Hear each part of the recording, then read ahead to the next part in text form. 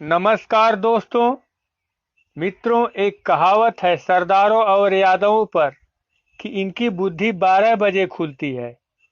तो इसका राज यदि जानना है तो पूरा वीडियो देखिए, अंत में समझ में आ जाएगा।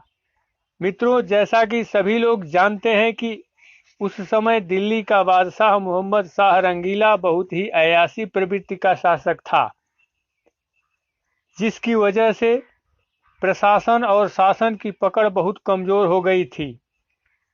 तब पंजाब में सिखों ने तथा राजपूताना में राजपूतों ने तथा दक्षिण भारत में मराठों ने अपनी शक्ति काफी मजबूत बना ली।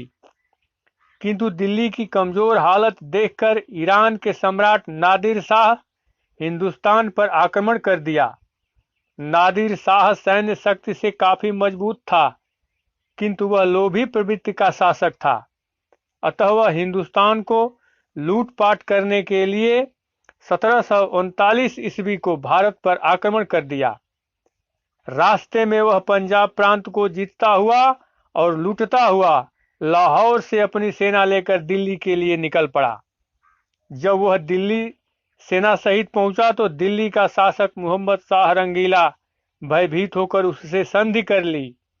नादिर शाह संधि और समझौते के बाद दिल्ली को बहुत दिनों तक लूटता रहा।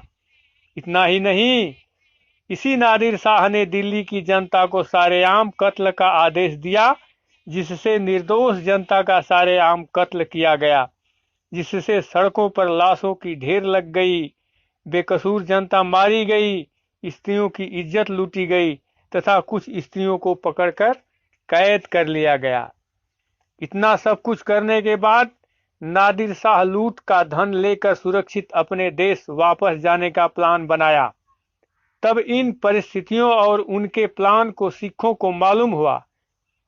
तब सभी सिख अमृत साहिब में एकत्र हुए और आपस में सलाह मशविरा किए और कहे कि धन तो सभी लुटेरे ले जाते हैं, उसकी परवाह नहीं, पर यहाँ बात स्वाभिमान की है।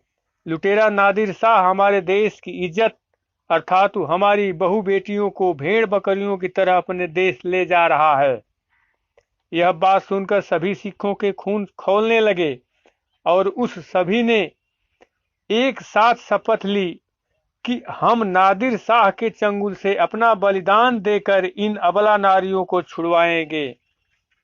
इसके लिए उन लोगों ने एक रणनीति बनाई, जिसके तहत यह तय किया गया कि छापामार युद्ध और गोरिल्ला युद्ध के द्वारा प्रतिदिन 12 बजे रात को छोटी छोटी टुकड़ियों द्वारा कई तरफ से आक्रमण किया जाएगा।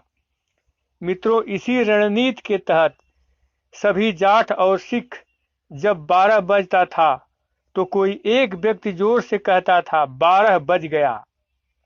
उसकी आवाज सुनकर दूसरा व्यक्ति भी वैसा ही आवाज जोर से देता था।